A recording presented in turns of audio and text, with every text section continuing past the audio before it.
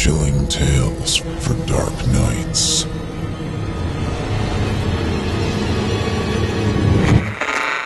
The following program is a production of Chilling Entertainment and the creative team at Chilling Tales for Dark Nights, and a proud member of the Simply Scary Podcasts Network.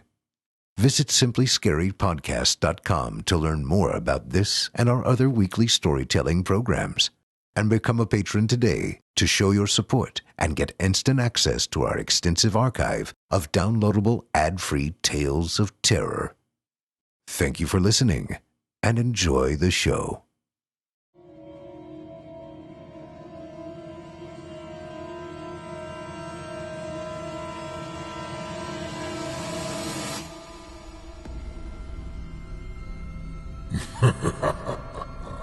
Good evening. I'm storyteller Otis Gyrie, and I ain't your grandfather. From where I'm from, we don't do bedtime stories. And if that's what you were expecting, you're in the wrong place. If it's terrifying tales you're after, well then, I've got just the thing. Get comfortable, settle in, turn off the lights, if you dare. Your night is about to get a whole lot darker.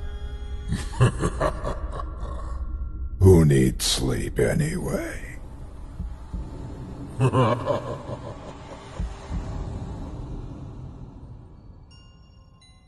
The story featured in this episode of Scary Stories Told in the Dark is by author Eric Dodd and is actually 3 stories, all of them connected and part of the same series of events, told here in sequential order. Tonight we begin with the first tale in this saga entitled The Stairs and the Doorway.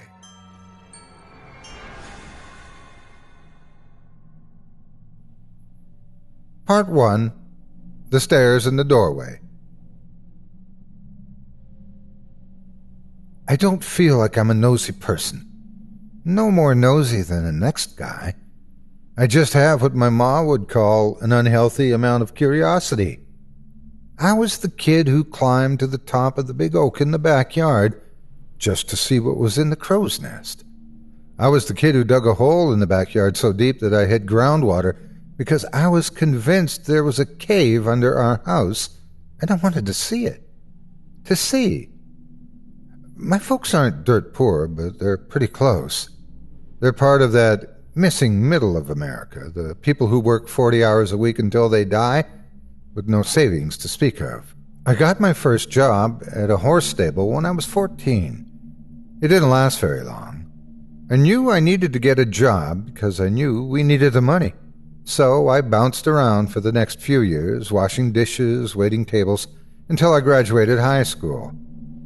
Pop was really tough on me about college. He never went. Nobody in his family had. So there were a few fights about where I would go after school. It was a huge shock to me when, just after graduation, he drove me down to the uni. He'd been classmates with the dean, and they'd come up with an arrangement where I'd get a full scholarship, provided I made good grades and worked for the university. I never felt like a scholar. In high school, I kept my head down and did enough to get by, pulling off B's and a few C's. I wasn't interested in learning because learning wasn't interesting. Uni was different. I took mainly core classes, math, English, history, science, but they were fascinating. For one thing, nobody cared if I showed up or not. It was entirely up to me to succeed, so I did. In exchange for my education, I worked security and did some light maintenance duties. Maintenance was a no-brainer. I've always been handy, and most of the fix-it jobs were the type that could be solved with a liberal application of WD-40 or elbow grease, or both. Security was a different story. Security gave me superpowers. The job itself was pretty easy. I got a uniform, a badge, a flashlight, and Ma gave me some keychain mace for my birthday. No, I didn't get a gun. They weren't allowed on campus anyway. I worked mostly nights and weekends, and doubled during long holiday breaks. I was to walk around the full campus twice in a night, checking the labs, computer center, and library. The rest of my time was pretty much my own. There were 2 other guards, Jake and Al, but they worked different shifts from me. We had overlap nights on Wednesday nights where we'd get together for about an hour to discuss any major events or changes. There might have been some beer at those meetings, but I'm underage and you can't prove anything. Jake worked mostly day shift, and Al worked swings and some overnights during the week. Jake was a younger guy, turning to be on the local police force, so he took his job pretty seriously. On the other hand, I'm pretty sure Al mostly slept during his shifts. Al was 2 years older than dirt, so he deserved his rest. Remember that bit about superpowers? My first night on the job, Al gave me a huge keychain with about 1,000 keys on it. It weighed nearly 5 pounds and was secured to my belt with a heavy-duty metal chain. "Don't lose that keychain, kid," Al said. "You got the keys to the kingdom right there, and any door that don't open, you don't want to go in it." My work hobby, the thing that kept me awake on those long, cold winter night breaks, was exploring. I made it a point every night to open some door that I'd never opened before. I started in the news section, where the library and computer center were, opening each room, each closet, making a map in my head of where everything was. Some nights I might explore 2 or 3 rooms. Some nights I might not have time for anything more than an odd, out-of-the-way broom closet. The uni is actually a pretty large campus for having a full student body of only 12 to 1,300.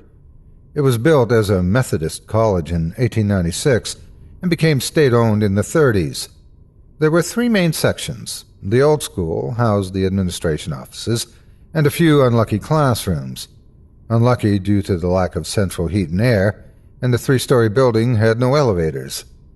The lab were a brutalist horror of poured concrete slabs and tiny windows built back in the 70s when buildings looked like Soviet radiators when they were in style. The new library was steadily losing its new, built in the late 90s boom, and made in that unique red brick and glass style like everything else during those years. When I think back to those early days, those days before, I think how stupid I was, how naive. I should have thought about winter. I should have thought about the solstice.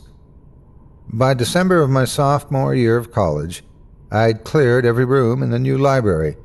I'd opened every door, checked every closet, and I had a good mental map of the whole building.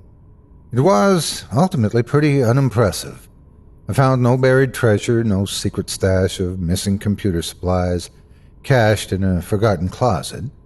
I did find a small, sweaty stack of bad porno mags in a supply closet in the basement level. Wicked, wicked cowgirls. Who was I to judge? December is the slow time for the uni. After the mad rush of finals, the campus was suddenly deserted, the remaining few staff seeming lost. The building stood silent and dark in the thin winter breezes. We had a steady series of snowstorms, but none bad enough to close the campus. I made sure the sidewalks were clear and the entryways salted, and otherwise tried to stay indoors. Besides, I had the old school to explore. The main old school building, Downing Hall, was a 4-story V-shaped building. It had no elevators, tiny stairwells, and was only exempted from ADA compliance due to its historical importance. It had no air conditioning, save for sporadic window mount units that were only permitted to be installed in the rear of the building so as to not spoil the building's historic charm. The building's heat came from a massive ancient boiler in the basement. As far as I knew, Al was the only person who knew anything about the boiler, and he must have kept it in good shape because I never heard of any complaints about it. I spent the second week, after finals week, poking through the top floors of Downing Hall. I didn't have a lot of time for exploring every night, as the snow gave me more than usual upkeep chores, but I made steady progress. I discovered a small room in the attic on the left wing that must have been an old dean's office, complete with a beautiful antique desk and wardrobe. I checked both, thinking I might find something historic to give to the dean, but the wardrobe was empty save for a moth-eaten wool scarf, and the desk's contents were limited to a few old newspapers and some tax forms from the 1950s. A level below, on the building's 4th floor, I found 24 small, empty classrooms. In my handyman mindset, I checked the windows for loose glass panes and for water or rodent damage. I fully expected to see rat droppings, or at least some insect damage, but I found none. The 2nd and 3rd floors were much the same, except the rooms in the rear of the building were air-conditioned, and thus actively used for classes when school was in session. The main floor was administration and included the dean's office. I thought it wise not to snoop around in my own boss's office or in payroll, so I skipped a lot of these rooms. I made my way to the stairwell, to the basement, used my superhero keychain, opened the heavy door, and went down. The basement of Downing Hall was different from that of the new library. For one thing, it was a lot more cramped. The hallway was narrow and the ceiling was low, with doorways leading off at regular intervals. I checked every room, flipping the old 2-button switches to on, using my flashlight on the dark corners.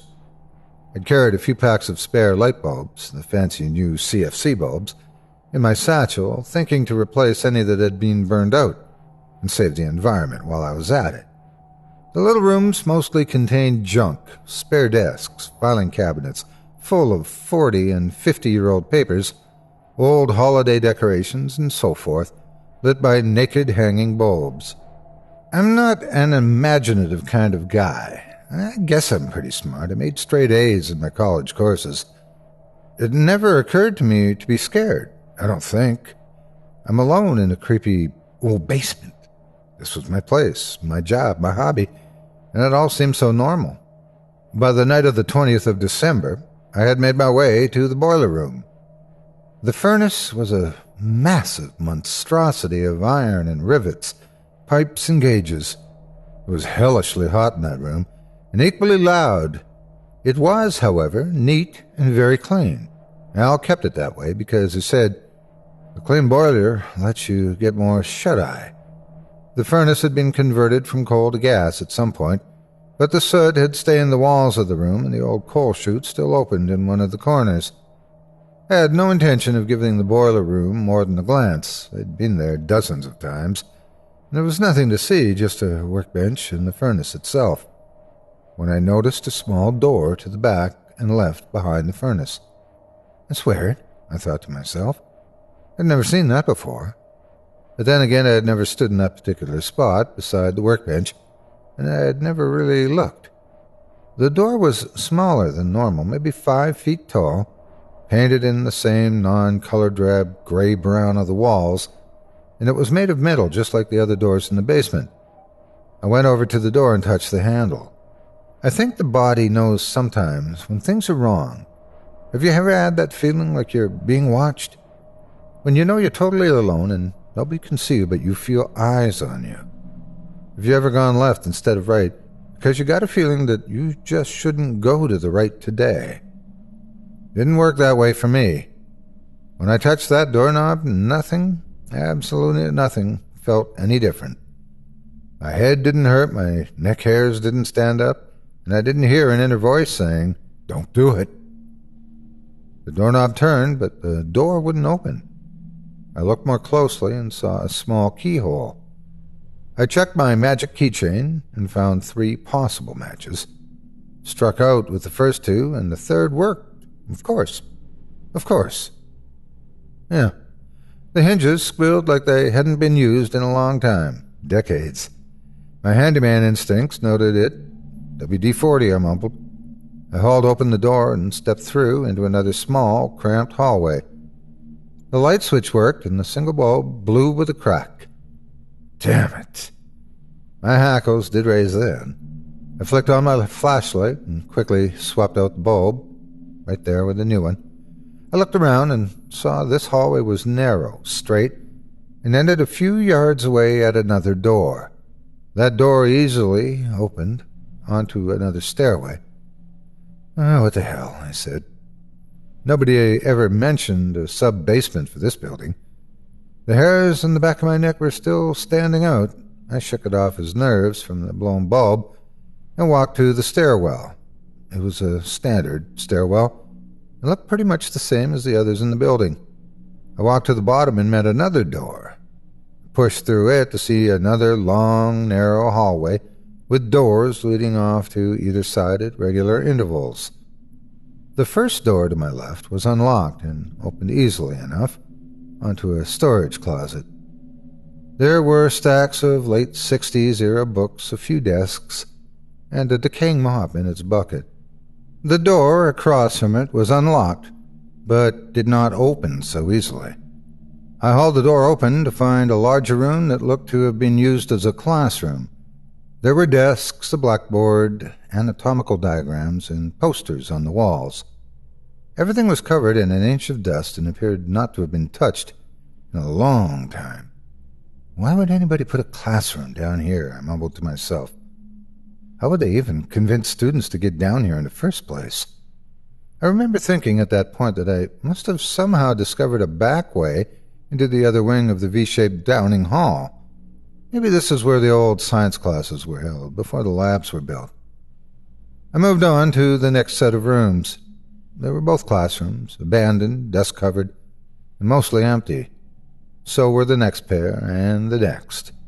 I saw a total of 12 disused classrooms in that hallway, and a small break room complete with a lonely coffee pot. I also found 2 small restrooms, and I didn't spend much time checking them out as the lights didn't work, and I didn't feel like replacing those bulbs. I found myself getting slightly nervous. I was in a strange section of the campus, and I was working alone that night. In the back of my mind, I just couldn't truly justify the existence, the waste, of a whole floor full of unused classrooms. When I got to the end of the hallway, I met another steel door. I opened it and saw another stairwell.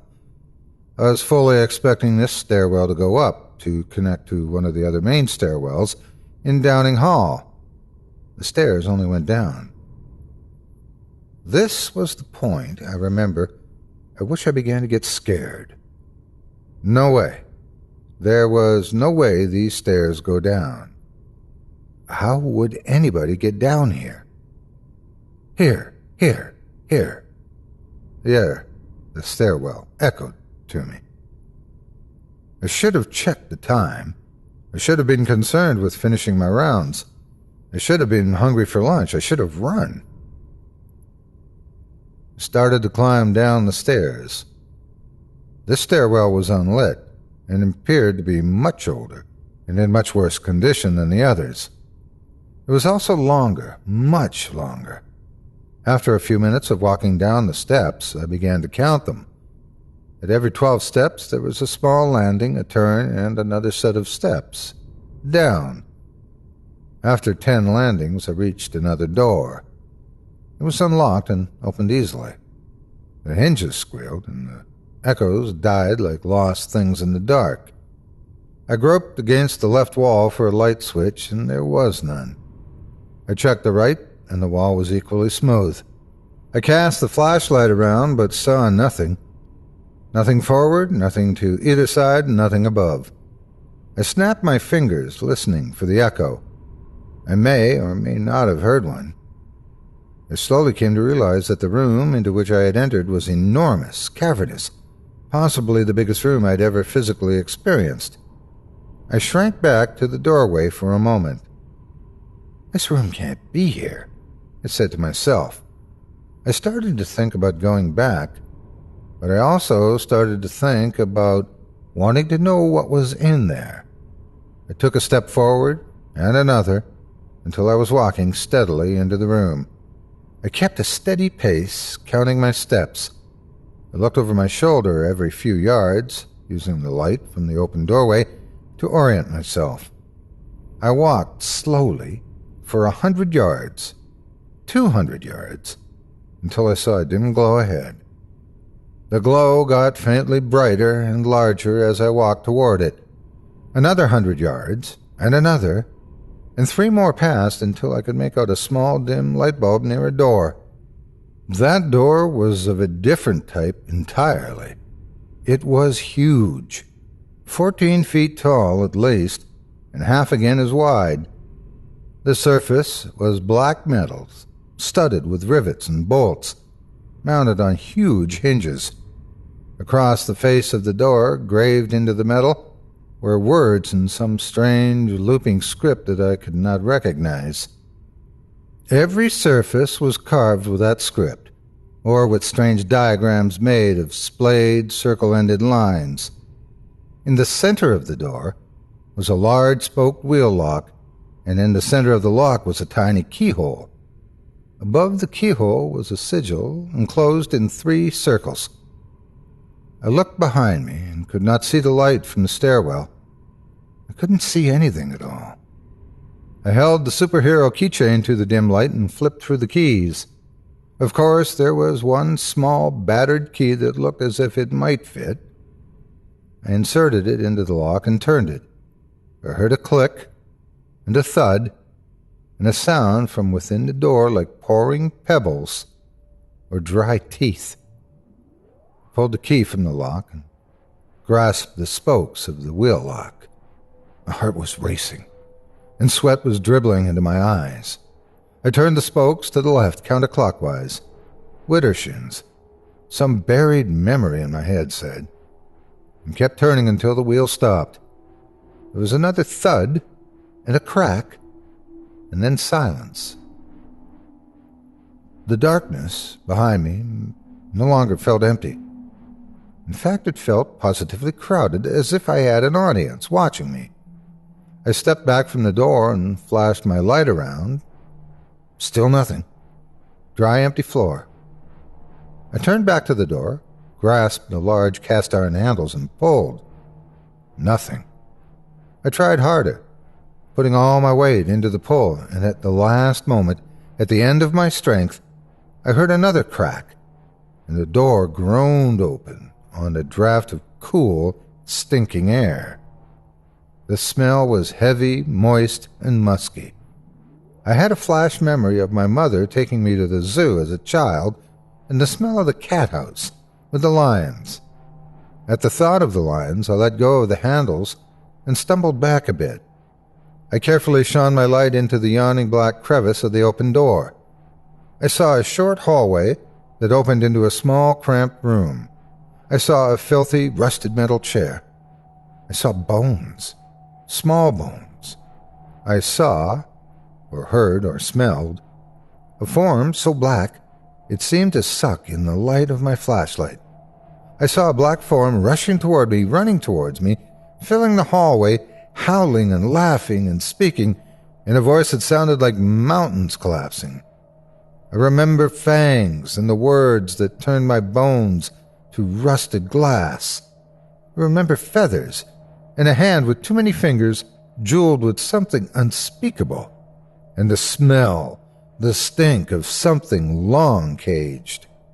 I remember wings. I don't know how long I wandered in the dark, alone under hundreds of feet of rock. There was no light. There was no way to judge time. My flashlight was dead, and my cell phone, and even the small specks of luminescent paint on my cheap wristwatch were dark. There was something wrong with my right leg. It hurt, but I couldn't see enough to find out why. I kept hearing my audience there in that cavernous room. I screamed at them. I felt one of them touch my face, and I threw my flashlight at it. The flashlight bounced and rattled and became still, somewhere that I was not. Something laughed later. I raved and screamed, but didn't throw anything else. I found the doorway after hours or days of crawling. There were no lights in the stairwell. After years of climbing, I crawled into that first forgotten hallway. I sliced my fingers on the crushed remains of the light bulbs I'd packed in my satchel. I crawled down the hallway and reached the next stairwell. I hauled myself up them and finally out into the boiler room. When I staggered out of Downing Hall 2 full days after going in, it was into dim winter daylight and a full police presence. 5 people had been found dead on and around the campus. All had been brutally, savagely murdered, bodies splayed open, viscera missing. The teeth marks suggested a wild animal, but the murder scenes and body positioning also displayed a certain intelligence to them. There was also the writing, carved into the flesh when it was not yet dead meat. The cops wouldn't talk about the writing, and the cops wouldn't talk to me either, not afterward. When they first saw me stumble out into daylight, covered in blood, they assumed I was the perpetrator.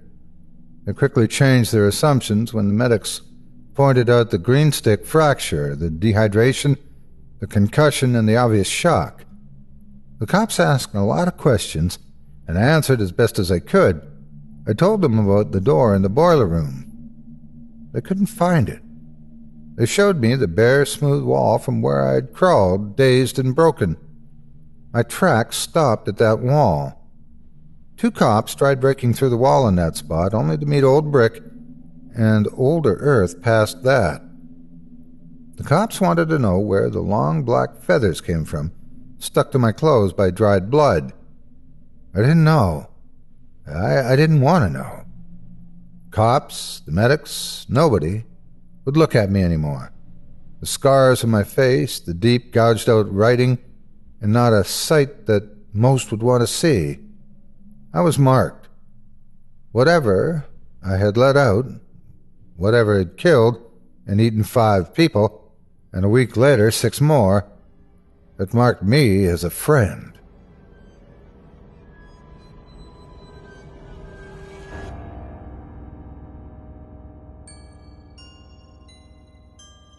Thank you for listening. I hope you enjoyed my rendition of Eric Dodd's The Stairs and the Doorway. We now continue the author's horror saga with the second part of the story, entitled Storage.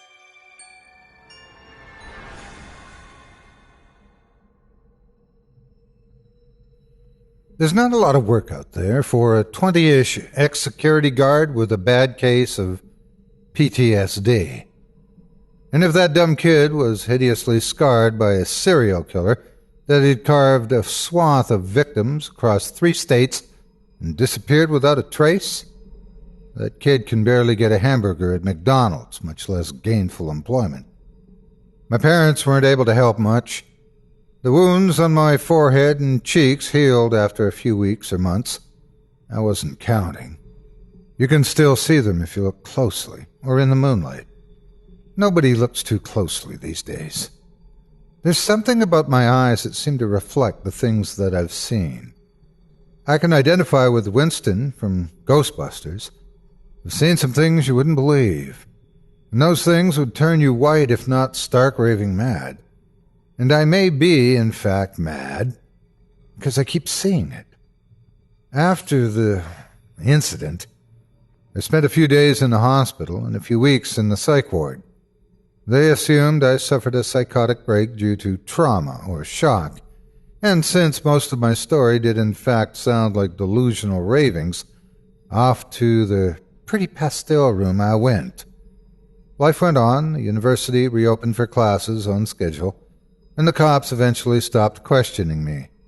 I went home and sat on the couch for a few weeks and gradually got the sense that my parents wanted me gone. It seemed to make them nervous. It seemed to make everyone nervous now. Tempers flared, words were said, and the next day I was on a bus to somewhere. Anywhere.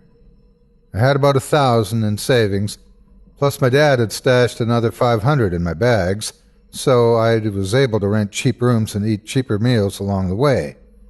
But I knew I would need to find a job soon. I'd been traveling in a vaguely southern path, and finally ended up in a bus station in a town on the outskirts of Birmingham, crouched in between the off-ramp to I-65 and a storage facility. I would say it was in an industrial district, but it seems that Birmingham is entirely failed industrial district. The place had the charm of a 3-day dead whore, and smelled like one as well.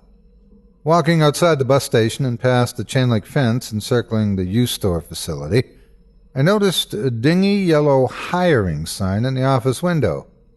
What the hell, I thought, and pushed the dust-hazed door open and went inside. The manager's name was Al, but he was nothing like my scrawny old ex-coworker. Al was a morbidly obese black man with a gap between his two front teeth and a Cher t-shirt that looked as if it had been new in the 80s. You got ID? You got no needle holes? You don't stink like booze? And you even got a resume? You must be my gift from God. You hired. You start right now. You got a place to stay? No, sir. Good, that's better. You stay in the apartment upstairs. I'll pay you $8 an hour for 40 hours a week. You work more than 40 in a week, pretend you're paying me rent. You're off on Mondays and Tuesdays. If you want health insurance, you can call the president, 'cause I ain't seen mine yet either. Al took me on a tour of the facility. U-Store was much bigger than it looked, consisting of 12 buildings arranged inside a square security fence. Each building had 4 stories above ground and 2 more below ground. The lowest levels were premium rate and surprisingly heavily secured, with motion sensors and video cameras at every hallway intersection. Motion sensors are a pain in the butt. They go off if a moth flies down the hall, but we still have to check video and log it. The job was pretty much the same security job I was used to. Work an overnight shift, 9 p.m. until 6 a.m., walk the perimeter twice, check the storage buildings once, pick up any trash, then go back and check the alarms and video, log anything out of the ordinary, and investigate as needed. Mostly, you just keep your mouth shut and let customers alone. They're paying our bills, so you don't need to know what they're doing in their unit, which may in fact be each other. Al laughed. If a customer gets loud, makes a scene, or especially if they trash the facilities, you call the cops first and me second. Al wrapped a metal storage unit wall, which echoed beamingly down the hallways. These walls are pretty strong, but you can punch a dent into one with your fist, and a pocket knife will poke a hole in it. Nobody wants to rent a unit that's all dented up, and these walls are hell to replace. We had been walking the security circuit, with Al pointing out each checkpoint, and we'd reached the entrance to the high security section. Customers take the elevator. They got to put in their code to get that elevator to show up, and they got to put in their code again to go down to B1 or B2. It really messes them up. They get confused, and some of them will panic inside the elevator, so you got to keep your radio on you at all time. They'll eventually see the intercom button and call you, so you got to explain to them they got to put their code in again. For us, it's the stairs, 'cause I hate those damn elevators. Al swiped his badge and swung the heavy door open to the stairwell, and we walked through, and I froze. It was the same stairs. How could it be the same stairs? I stood there, tiny breath whistling in my throat, hand locked in a death grip on the cold steel railing. Hey, you okay? You having a heart attack or something? I blinked. It wasn't the same stairs, not at all.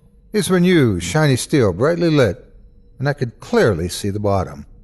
No, sorry, I thought I had to sneeze. Was waiting for it.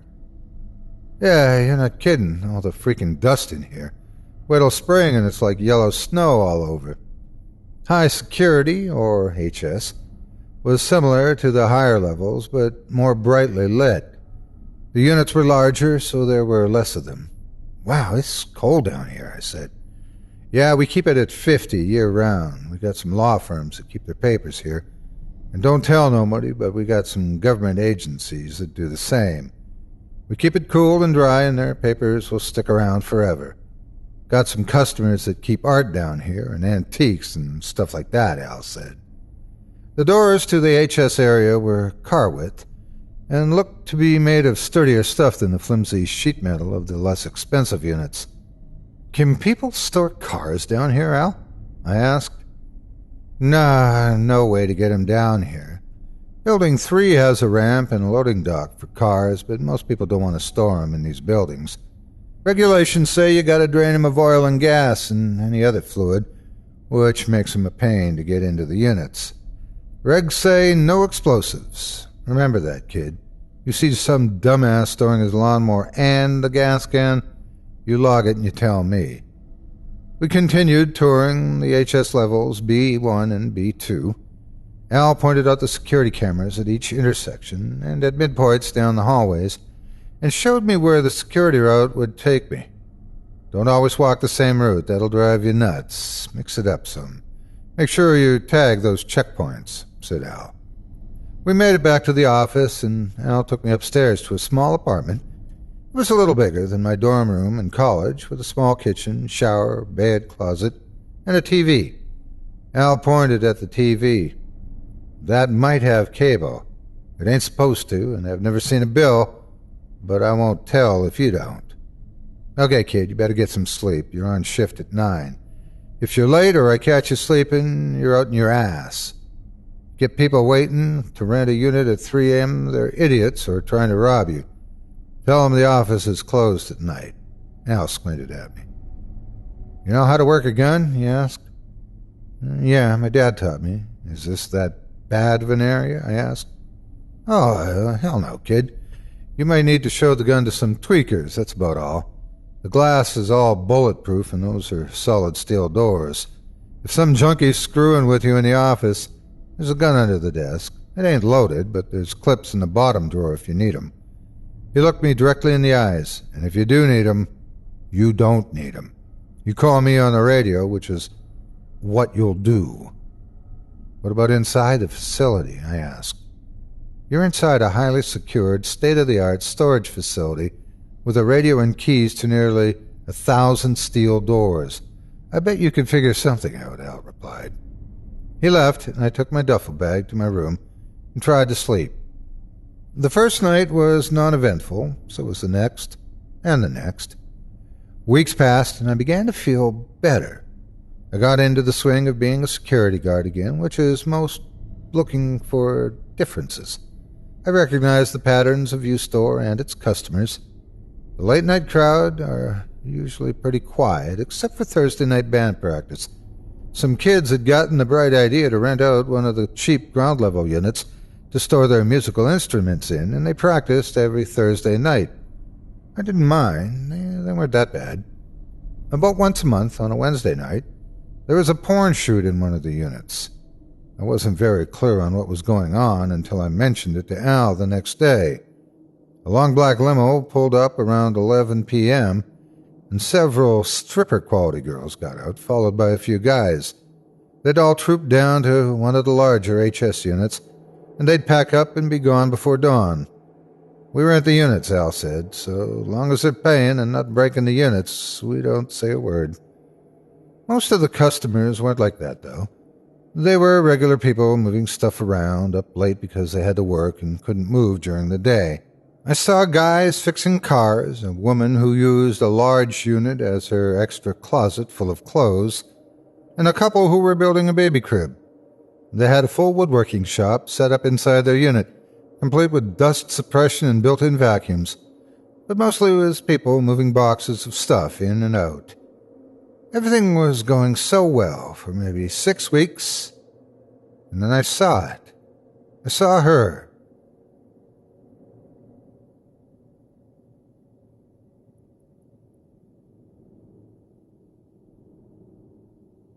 I'd become accustomed to the false alerts from the motion-sensing cameras, especially in Building 8. The building was close to the highway, so I suspected the sensors were falsing due to road vibrations. Once or twice a night, usually in the long stretch of dark between 3 a.m. and dawn, I'd hear the beeping from one of the many cameras in B1 or B2 in Building 8. I'd put down my book, acknowledge the alert, write down FA, false alert, in the logbook, and glance at the long, empty, brightly colored corridors in the monitors. It was early on a Wednesday morning, the beginning of my week, and I'd been playing a game on my DS when the alerts went off. I sighed and put down my Game Boy. I reached for the logbook and noticed something in the monitors from the corner of my eye. I looked up and saw, in the middle of the hallway, a small shape. I leaned closer and hit the camera controls to switch to a closer view.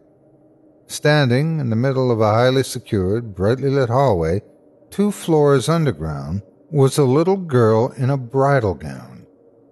What the I started to say, and the girl's head snapped up toward the camera, her black eyes staring at me through the monitor as if she'd heard me.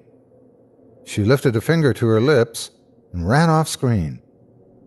I frantically thumbed through the camera views but could not see her anywhere.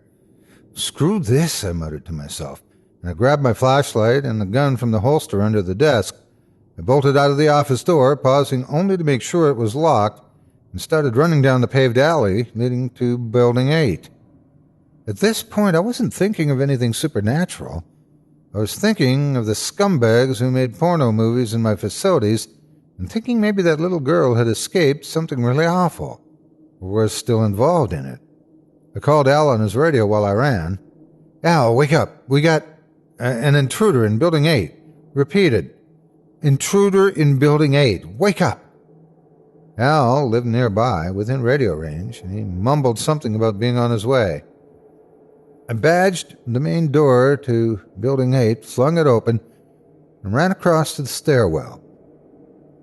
The panic, which hadn't returned since my first day, hit me like drowning in the ocean.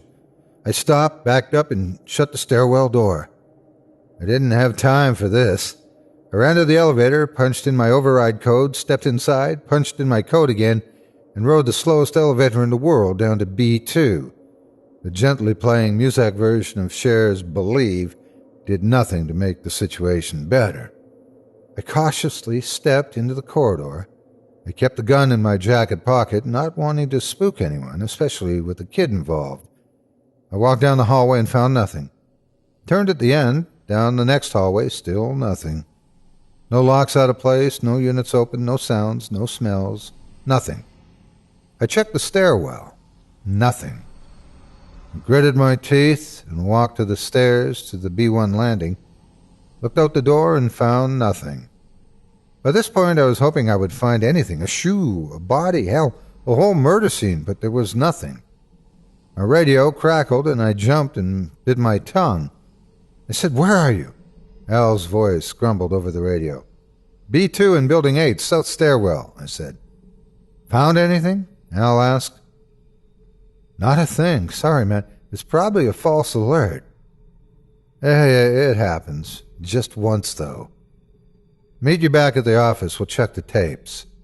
Roger, I said into the radio. I sighed and walked down the long hallway to the elevator. I checked the remaining hallways, retraced my steps to the elevator, and punched in my code.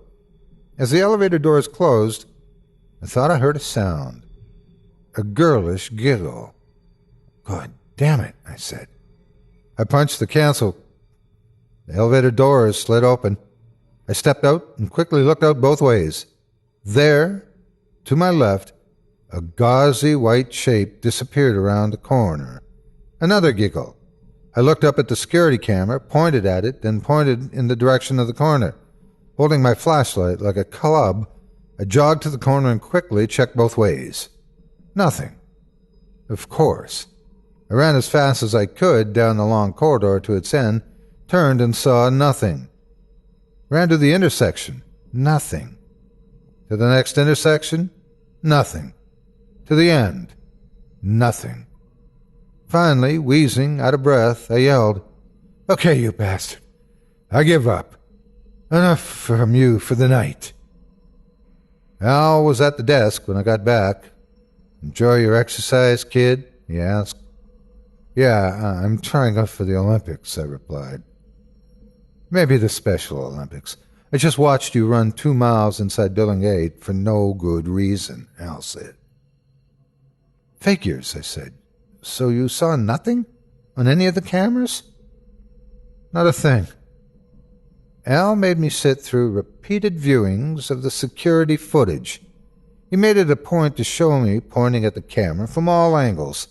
Each camera showed me the bright, empty hallways. "You sure you're not on anything, man?" Al asked. "I swear I saw something," I said. "Chill, man. This is me messing with you. I believe you. It gets late here. You see things. Stare at those screens long enough not seeing anything, And your mind will start adding stuff up just 'cause it's bored. I've seen things too, Al said. Yeah? Like what? Al shifted in his seat. I never seen a girl. I saw a dude walking down the hallway once, normal-looking dude, walking around like he was a customer. But that console there shows door accesses, and it hadn't gone off in a while. I thought maybe some asshole was trying to live in one of the units, which is against regs. It happens sometimes. I checked it out, and there wasn't anybody there. Al reached into the microfridge under the desk and pulled out one of his favorite lime sodas. That wasn't the worst, though, he said, cracking open the can. I saw blood once. A whole lot splashed around, all over the damn place. I used to take those damn elevators, at one time. Ding, door opens, and took a deep swig of his drink. I just stood there. The door closed. I coated it open again, and it was gone. I know it wasn't real. I'd been working about 20 hours straight. I just figured something don't want me riding the elevators no more, so I don't. It got worse after that. I can't help but think that my pursuit and my taunts woke something up, or maybe something recognized me. Afterwards, I had company every night. The still, sterile mood of the facility from before had changed, grown lower, grown mean, like it was lying in wait. When I made my rounds, I would hear footsteps behind me or down adjacent hallways. I heard faint voices as well, muttering and whispering from behind the cold steel doors of the storage units. The upper units were the worst because they weren't brightly lit all the time like the HS units. The upper-level lights were motion-sensitive and on timers. They would turn on when you entered a hallway and turn off when you left. Several times during my rounds, those lights would flick on at the opposite end of a long corridor, only to flick off again after a few seconds. One night, during my first round, I was walking the dim asphalt paths between buildings. I turned a corner, and standing before me was a girl. I jumped back in shock, and the girl uttered a short squeak and stopped. "You scared the hell out of me, you asshole," she yelled. "You aren't supposed to be using that flashlight." "I'm sorry, it ruins my night vision," I said. "I didn't mean to startle you. I wasn't expecting to see anyone out here." I recognized her. Her name was Jen. She was the bassist for the band that practiced in one of the units. She had long, straight black hair, and her several piercings glittered in the moonlight. "I was on my way to your office," Jen said, "so I'm kind of glad I ran into you. I'm sorry I snapped at you earlier. I can't find Lewis anywhere." Lewis was the gorgeous and talented singer for the band, and, to my deepest regret, her boyfriend. We had a fight and he stormed off like the coward he is. I can't find him now. We walked back to the building that housed her band storage unit. If he's in the facility, he can't have gone far. Your access code will get him into the main level of this building, but he can't go anywhere else. The elevator takes a code he doesn't have, and the stairwell doors are locked too, I said.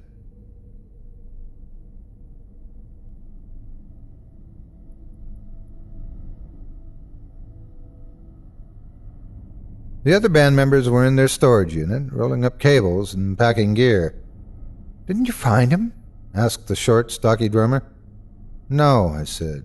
"How long's he been gone?" "About an hour now," replied the drummer. "I tried calling him, but I get next to no signal in here." "Not like he'd answer anyway," said a tall, skinny kid who was packing away a guitar. He looked at me and said, "Ooh, that's a cool trouble, man," pointing at the scars on my face. "It's not a tattoo," I said, not wanting to get into meet the freak with customers. "Will you guys focus?" Jen said. "Right," I said. "You guys stay here in case he comes back. I'll sweep this floor, and if I don't find him, I'll check the video back at the office." I left and checked the entirety of the ground level. For good measure, I checked the upper floors as well, knowing there was no way he could get up there. I went back to the band's storage unit. "Did you see anything?" Jen asked. "No, and he's obviously not coming back here. I'll go check the videos." The band members decided to go home, except for Jen, who insisted upon going through the video footage with me. "Look, there he is," she said. "I see him. The monitor showed Lewis leaving the storage building right after Jen said he had stormed off. Lewis stood by the door, smoking for a few moments, then turned his head sharply to the right as if he had heard something. Then he threw down his cigarette and walked down the asphalt path out of the view of camera. "Where did he go? Quick, find him on the other screen," Jen said, rubbing her hands on her leggings. I toggled through video feeds until I found Lewis again, walking down the path. He stopped, looked around, then turned again and started walking. I switched feeds again and found him walking towards Building 8. "Aren't those doors supposed to be closed all the time?" Jen asked, pointing at a dark spot on the gray and white screen. "Yes," I replied, as Lewis paused before the open black threshold of Building 8 and stepped inside. I toggled through the feeds again until I found the one for Building 8. I could only see his silhouette as he walked down the hallway, pausing occasionally to look around, and finally as he pulled open the heavy, magnetically locked security door to the stairwell. He stepped inside and pulled the door closed behind him. "Crap, that's bad," I said. "Those doors are mag-locked, and they can't open unless you have a badge and a code." Jen shook her head. "Sure as hell opened, though. You saw it." I switched the feeds again, catching a glimpse of Lewis in the stairwell. Switched again and saw him walking down the bright corridor of B2 level toward the camera, toward an open storage unit, door rolled up and yawning open like the black eye socket of a dead thing, or a mouth. I saw the pale blob of Lewis's face glance up at the camera, then whip back to face the darkened doorway. His eyes widened, mouth opened into a silent scream, and his figure jerked forward into the storage unit. The heavy door rolled down and slammed shut, leaving the camera staring blindly at the pristinely empty hallway. Chen stared at the screen, mouth slightly open, eyes wide, bulging, ringed in the black of shock that no amount of makeup can match or mask. "Go get him!" She grabbed my shoulder with hands made musician strong, squeezed, hard. "Go get him, now!" I grabbed the pistol from its holster and dug 2 clips out of the bottom desk drawer. I toggled the radio. "Al, come in. We got a problem. Wake up, Al." I shouted into the radio as I ran. The radio screeched static and white noise. "Al, I need you at work. Big trouble." The radio hissed and popped and abruptly turned off. The night seemed alive as I ran to Building 8. The trees outside the facility swayed in a brisk wind, their leaves clattering like faint, mocking laughter. I felt eyes on me and the sense of things around every corner waiting. My scars began to lightly itch as if I had run through cobwebs. I reached Building 8 to find the door tightly shut and locked. As I badged it open, I heard a scraping noise from behind me. I turned, hand on the pistol, to see Jen. "Is that blood?" she asked, pointing at a small splatter of spots on the floor just inside the door. I tapped a spot with my shoe, smearing it. "It's too dark to tell from here. It could be motor oil. Something like that. Look, you shouldn't be in here. Go back to the office until I get back." "No way. I saw the tape. I saw what happened to Lewis. I'm going to get him, and you're going to help me, now." She pushed past me and walked down the hall to the elevators. "Help me get this open." I opened the elevator, and we stepped inside. I thumbed the security code and pressed the button for B2. "Stay behind me," I said, drawing the pistol. I had no idea what I was doing, but I've played enough video games to know that the monster jumps out after the elevator door opens. I heard a faint click and looked over to see Jen holding a small handgun. My dad got this for me last year. He was nervous about me hanging out downtown. Took me to the shooting range for a few months. She passed a shaky hand over her face and through her hair. "Why is this happening? What is happening? And why aren't you scared?" I snorted. "I'm terrified. I just peed on myself a little back there in case you didn't notice." The elevator chimed and the doors opened. As for what's happening, I don't know. I have an idea, though, and I don't think it's good. I stepped into the corridor, checking both directions. The long, white hallways were bright and quiet. I slowly walked down the hallway toward the storage unit where we had seen Lewis. At the corner, I saw a faint reddish-brown smear, a fingerprint or a thumbprint, as if someone had paused here and touched the wall for support. Jen stared at it for a moment, but said nothing. I turned and continued down the hallway. There was a small spattering of blood on the floor in front of the storage unit. "It's padlocked," I said. "There's no way he could have gotten in there, shut the door, and locked it from the outside." Suddenly my scars began to itch and throb, deeply, like acid on my face. I drew in a breath, and the lights went out. Jen screamed, and I heard a pop and click and a clatter, and the lights came back on. The padlock was lying on the floor in front of the storage unit.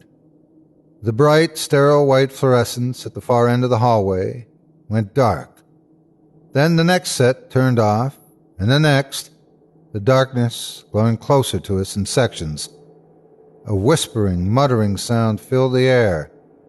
We unconsciously moved closer together and back towards the metal door of the storage unit. The lights went out again, and the darkness rushed in like some eager fluid.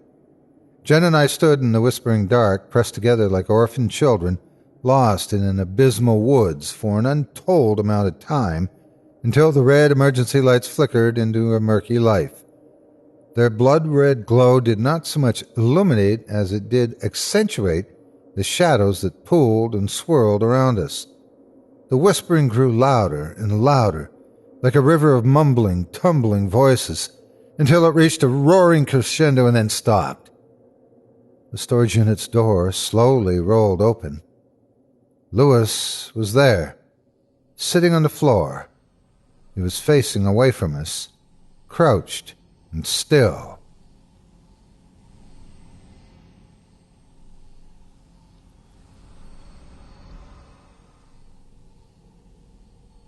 "Lewis!" Jen exclaimed and tried to run forward. I grabbed her by the arm. Lewis spoke, his voice somehow horrible, drifting up and rattling around the steel walls. "They made me come here. They want people to know. They made me see." Made a deep, sobbing, choking sound. "I didn't want to see, but they made me." My eyes, slowly adjusting to the light, began to make out the shapes in the storage unit, stacked against the walls. Lewis's arms reached out to the nearest oblong shrouded shape and pulled. It tumbled to the concrete floor, making a horrible, dry, husking sound as it hit. A desiccated, shriveled arm fell out of the shroud. Lewis began to stand and began to laugh. He turned his mangled face toward us and stared at us with the deep, black, gouged-out sockets where his eyes had once been. "They showed me. They made me see. But I don't have to see anymore." Jen shrieked and recoiled in the hallway. I had the gun trained on Lewis, its grip slick in my shaky hands. The whispering roar was back, rattling the steel walls and doors. With a sickening lurch, I realized that all of the unit's doors were sliding up, and their neatly stacked contents were all falling, sliding and tumbling to the floor. The sticky, sweet stench of decay that the state-of-the-art ventilation systems had masked so well before was now overpowering, filling the air. "Bodies! They're all full of bodies!" Jen screamed, hands on the side of her face, eyes huge and shining in the red light, wrenching her black hair, gun forgotten on the floor. I grabbed her by the shoulders, shook her once. "Run!" I shouted, and dragged her away from the bodies, down the corridor, trying desperately not to hear Lewis' mad laughter.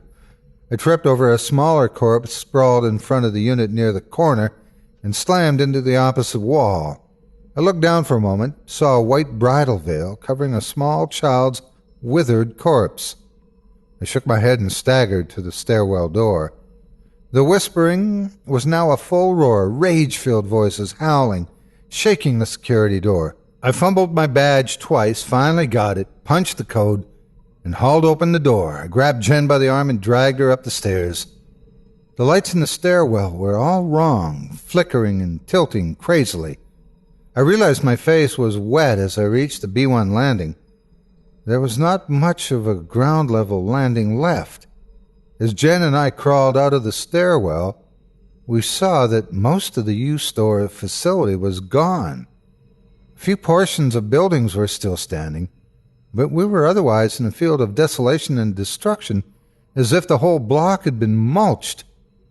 Later I learned that even though tornadoes were common for that area, the one that leveled the U-Store facility was uncommon in both its fury and brevity.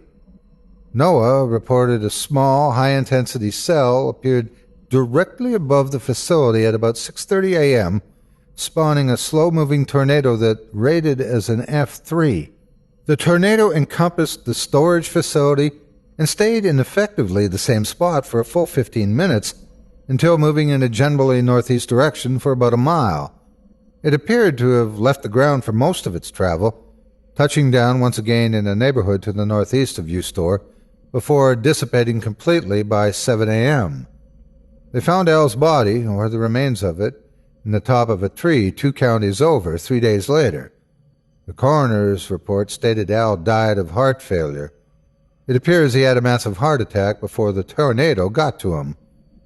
Officially, the U-Store facility was being used for the illegal storage of corpses that were to have been cremated or buried by certain unnamed funeral homes. The fact that those funeral homes were never officially named, and the case was quickly filed away in the darkest, dustiest cabinet available to the Birmingham Police Department, did not make the news.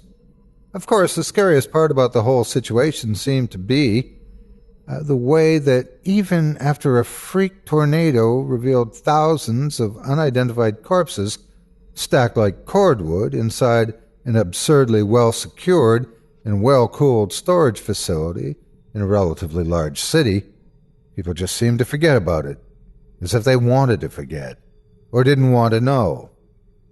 I didn't see Jen again afterwards. The cops were initially very interested in me, as I was apparently the only living employee of U-Store Inc. that they could locate.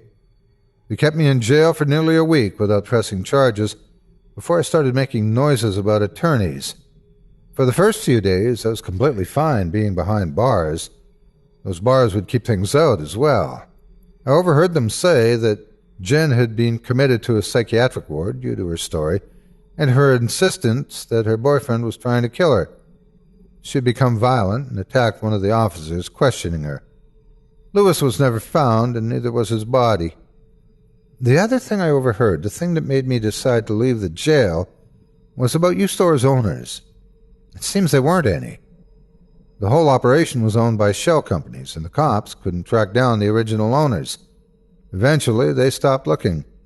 I knew that somewhere, some person or some group of people arranged to have that storage facility built and to have it equipped for a specialized purpose.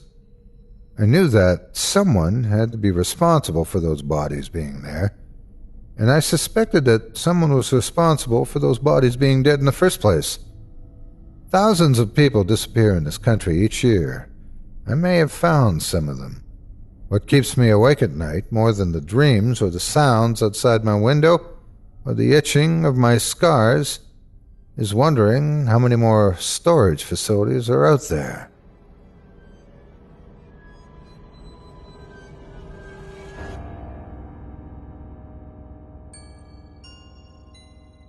Well, that concludes part 2 of Eric Dodd's Tale of Terror. Up next, the final piece of the puzzle falls into place, and we seek closure in part 3 of the story entitled The Space Between.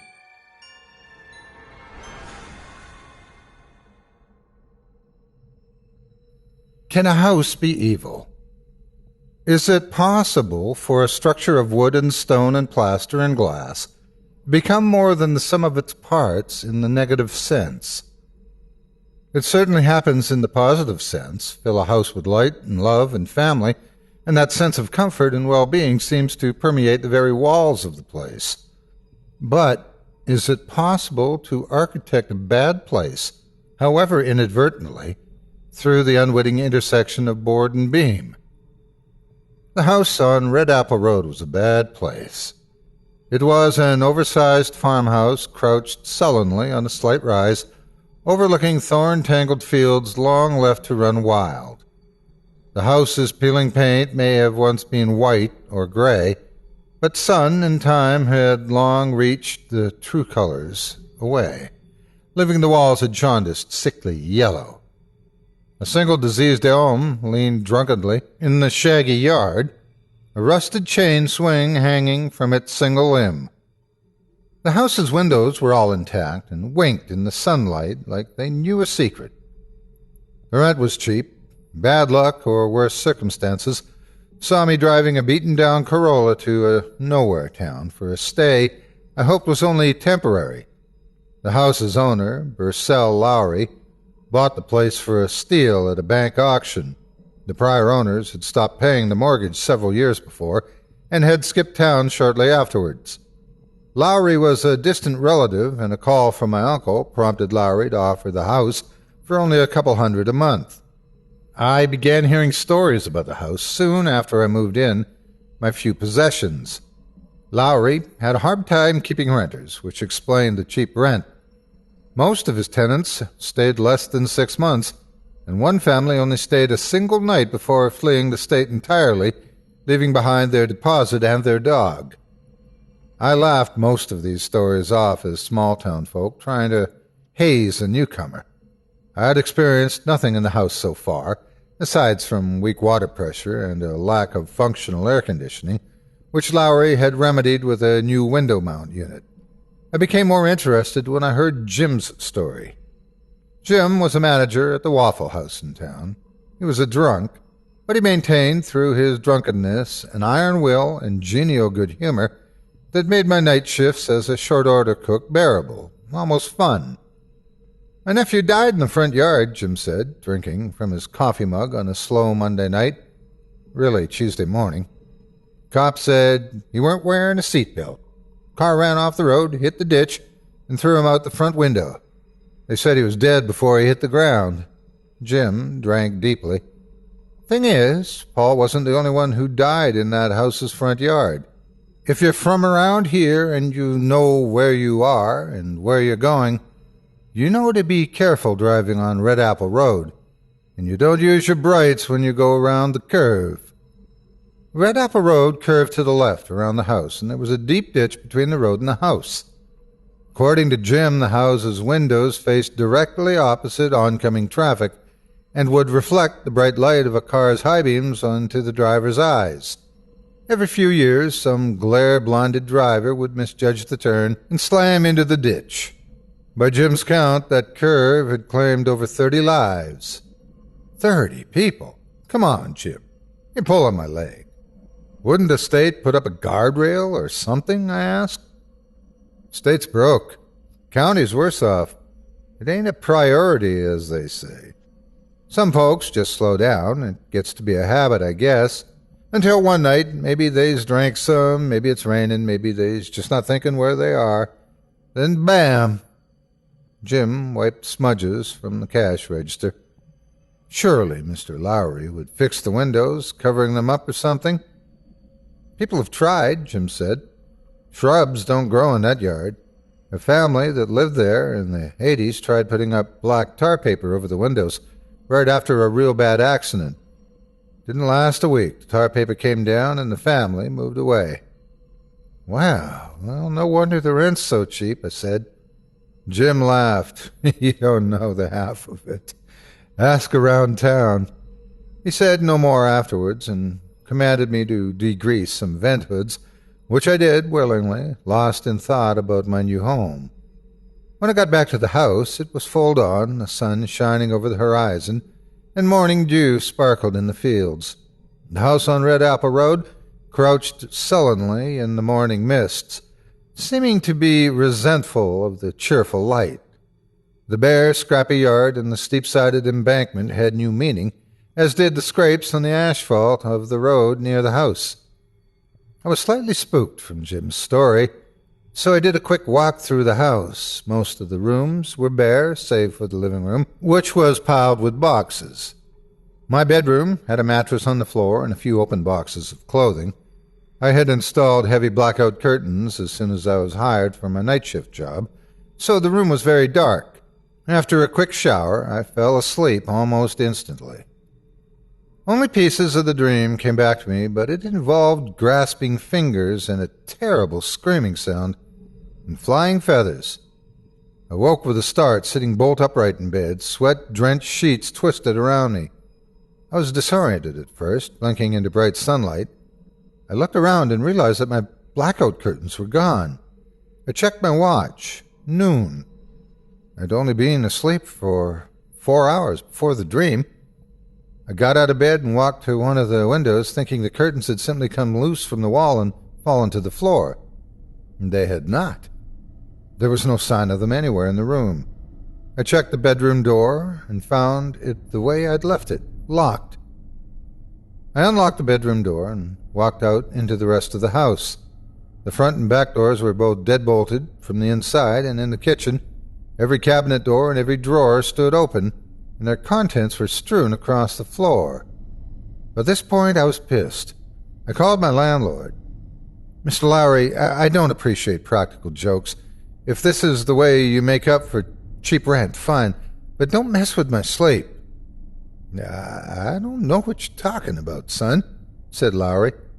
"I'm talking about how you or one of your friends took the curtains off my windows while I was asleep and messed up my kitchen." "I've been at a doctor's appointment all morning. Just calm down. I'll be there in half an hour, and I'll reimburse you for any damages." By this point, there was no way I could sleep, so after cleaning up the kitchen, I started unpacking. Half an hour later, Burcell Lowry rapped on the screen door. I showed him the kitchen and some stubborn stains on the white cabinet doors, and he made some concerned noises. He had brought a replacement lock set, and I helped hold the doors as he replaced the deadbolts. I could have sworn I replaced these after the Hernandez family moved out, but you never know. "Might be some kids took it in their heads to give you some grief," he said. We looked throughout the house for the missing curtains, but could not find them. In one of the 2 upstairs bedrooms, I noticed a small square cutout for an attic access. I pointed at it, but Lowry refused. "I don't have a ladder, and besides, this is an old house. I fumigate the house between tenants, but you can never get rid of all the spiders in old attics like this. If someone took your curtains and put them up there, you don't want them back." I found a roll of aluminum foil in a box in the kitchen, and Lowry helped me tape the foil to the 2 windows in my bedroom. He left shortly afterwards, and I collapsed onto bed, hoping for a few more hours of uninterrupted sleep before my shift. I woke to the sound of screaming, and for a moment wondered who was making the noise until I realized it was me. I couldn't recall the dream, only that it was bad. A bright light filled the bedroom, casting my shadow hugely on the wall. I turned and realized that the foil was gone from both windows. The light was from a car on Red Apple Road going around a curve. I sighed, got out of bed, and got dressed for work. The next morning, after work, I walked down Red Apple Road, away from the house, and then I walked back. I could clearly see the deep scratches on the asphalt and how they aligned with the punched-out gouges on the embankment. The house continued to taunt me in small ways over the course of the next few days. Lights that I knew I had turned off were on when I came home. Boxes were moved or knocked over. I was greeted at the door by the smell of baking cookies one morning, and found the oven on, set to bake. There were no cookies. The house developed a gradual sense of wrongness that existed more at the corner of my eye than straight ahead. When passing doorways into other rooms, those rooms would seem, from a casual glance, to be much larger and to contain more furniture or other things. The stairway and the front hallway did not exist, yet I could feel it behind me as I walked out the front door every night, stretching up the second floor that wasn't there, and down to a basement that never was. I could hear the echoes of my footsteps against the hardwood steps and feel the draft from the basement, but only when I had forgotten to firmly believe that the house had only a single floor. On my day off, I went shopping at the town's small supermarket, which was a filthy Piggly Wiggly that had seen better decades. At the checkout counter, the red-haired, morbidly obese woman fluttered her canary-yellow eyelids at me. "I was living in that haunted house?" she asked. I looked at her. "Everyone knows it's haunted. The place has been bad luck for as long as anyone remembers. I bet that old queer Lowry didn't tell you what happened to the last people, did he?" She lowered her voice to a conspiratorial whisper, piggly little eyes gleaming under the fluorescence. "The father went crazy, like in that movie with the hotel. Killed all the kids except for the one that was with the mother. He died in jail, and she's out of state. You know what's the worst? They never found the bodies of those kids. He said the house took them. The cops dug up all the fields around here, had dogs out and all, but they never did find those poor babies." I swallowed and grabbed my bag of groceries. "Well, thanks for the info." "No problem, honey. And don't let me make you nervous. It's just small-town gossip. There ain't no such thing as ghosts." The late evening sun reflected like blood or fire in the house's windows when I returned. I put my groceries away in the kitchen and put other purchases in the bedroom in front of the windows. I walked through the rest of the rooms of the house, holding a battered old flashlight like a club.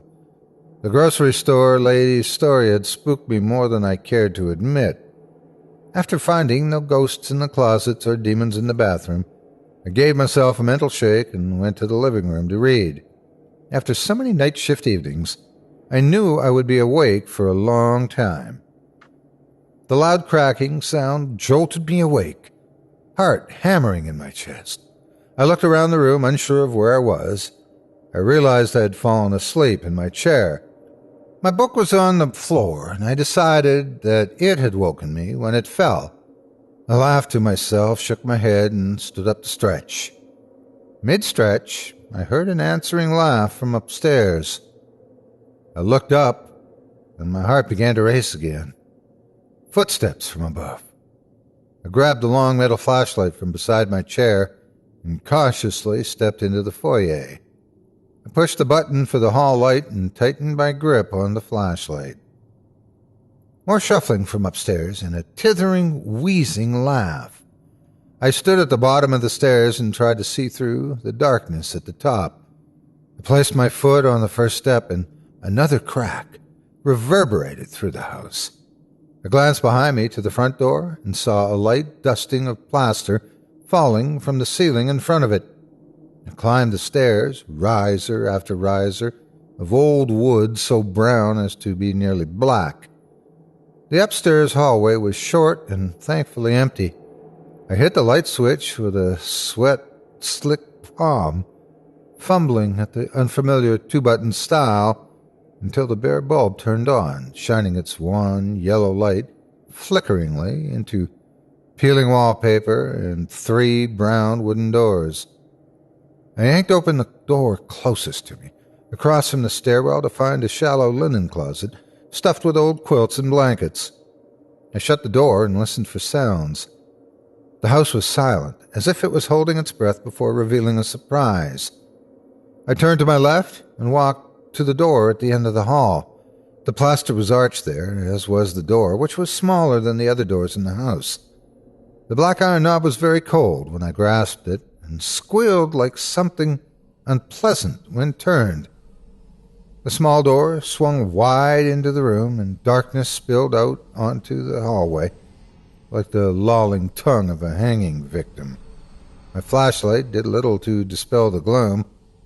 I walked a step forward, and another, and as I crossed the threshold of that little doorway, I noticed 2 lighter spots in the murk, 2 spots that disappeared and reappeared. A low chuckle burbled up from my left. "Welcome, stranger," said a high-pitched, childlike voice. "You're in time for dinner." A dim red light began to filter into the room, revealing a scene from a charnel house. The walls and floors were caked and coated with gore, dripping in clots that gleamed black in the strange light. A rough wooden table dominated the center of the room, cluttered with the rotting ruins of a cannibal feast, limbs and entrails draped in disarray across the blood-drenched wood. Crouched at one end of the table, hunched a nude, haggard man, gray-black hair, greasy and limp against his pocketed and disfigured flesh. His jagged teeth bit and gnashed as he cracked a small, delicate bone and sucked at the marrow. He rolled flat and somehow fish-like yellow eyes at me. "That's my papa," the voice said. "Not my real papa. My real papa's dead. It's okay." I looked to the left and saw her. The girl was small, with an unhealthy white skin and black hair that glinted redly in the light. She could have passed for 10 or 12, save for her eyes. Her eyes were nothing human, gaping black bottomless wounds in her small, delicate face, 2 holes gouged through the skin of the world. "My new papa raised me himself from when I was a little baby. He raised me to be a queen."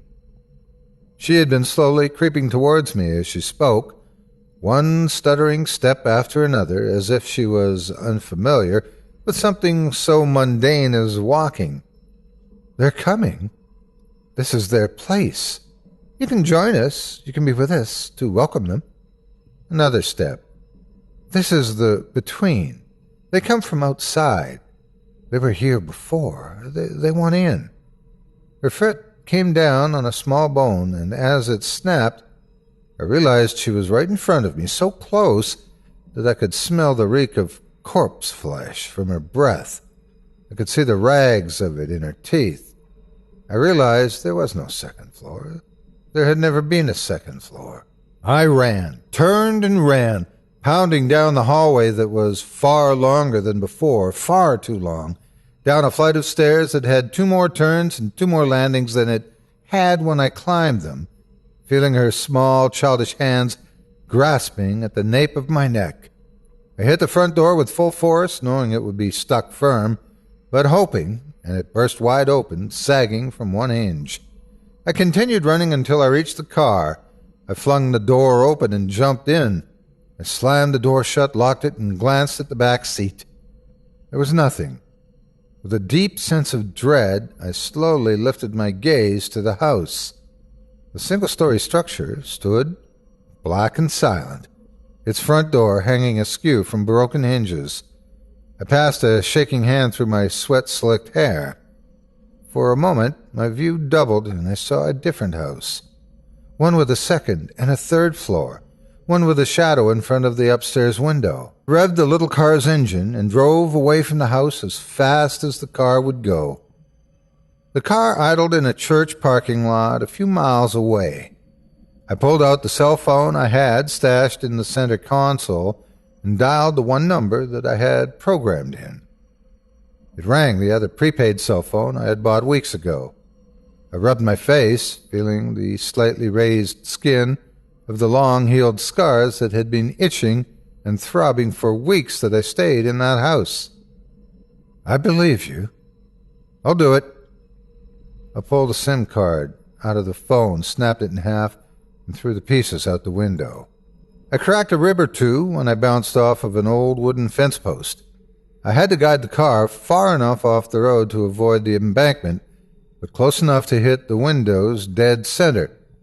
That meant being inside a burning car for far longer than I was comfortable with. I had strewn several liquor bottles around the front of the car and wedged the accelerator with a brick and some rope. Just in case, I wore a BMX off-roading jacket and an old motorcycle helmet.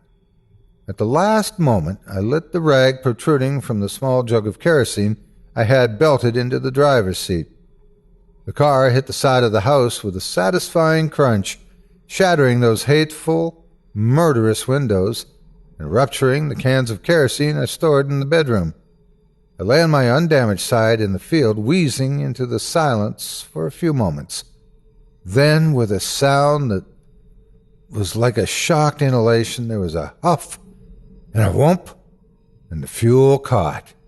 Within moments, the side of the house was in flames. In half an hour, the place was a pyre. I watched it burn from a slight distance away, under the boughs of an oak that was older than the state in which it stood. The fire roared and screeched like bitter, thwarted rage. Lowry was good to his word, though it took almost a year for him to get the money to me. When his insurance company finally settled, he made quite a profit. I promised him I would put the money to good use.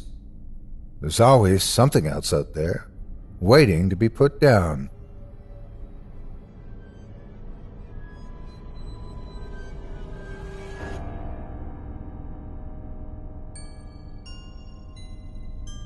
Thank you for joining me tonight for Eric Dodd's 3-part series. If you'd like to learn more about Eric and his collection of horrifying fiction, visit simplyscarypodcast.com today and click Featured Authors under the About Us link at the top of the site. You'll find Eric listed there alongside other talented writers. Thanks for listening. You've been listening to Scary Stories Told in the Dark, a production of Chilling Entertainment and the creative team at Chilling Tales for Dark Nights, and a proud member of the Simply Scary Podcasts network. Visit simplyscarypodcast.com today to learn more about our network and our other amazing storytelling programs. Tonight's program was hosted, and its featured stories performed by yours truly, Otis Jiry. Selected stories have been adapted with the kind permission of their respective authors. Original music provided by Luke Hodgkinson and Jesse Cornett. Sound design and final mixing and mastering provided by executive producer and director Craig Groshek. Program's artwork and logo by David Romero. If you're looking for some fresh tales on a daily basis while waiting for the next podcast, check out my YouTube channel, the Otis Jiry channel, and my extensive collection of narrated tales there. Simply search on YouTube by my name, and you'll find me. And don't forget to subscribe and press the bell notification icon to get my latest releases. Got a scary tale of your own that you'd like performed? I take submissions. Email it to me today at otis@simplyscarypodcast.com to have your terrifying tome considered for production in a future episode of this show. That's OTIS@simplyscarypodcast.com. If you've enjoyed what you heard on tonight's program and are joining us on your favorite podcast app, subscribe to us to be sure you never miss an episode, and leave a 5-star review and a comment. Your feedback means a lot to me. You can also follow Chilling Tales for Dark Nights and yours truly on Facebook to connect anytime and get the latest updates on this and other programs and my channel. If you're listening on the Chilling Tales for Dark Nights YouTube channel, do us a favor and hit the subscribe button and the bell notification icon for CTFDN as well to get more spooky tales from me and the crew and another episode of this program each and every Wednesday. And don't forget to hit that thumbs up button to tell us how we're doing and leave a kind word or a request. And don't forget to visit us at chillingtalesfordarknights.com and consider supporting the team by becoming a patron. In addition to helping us out, you'll get exclusive access to our audio archive and ad-free downloads of all your favorite stories, including those you've heard on this program.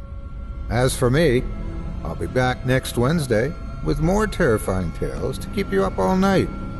But that's all right. Who needs sleep anyway?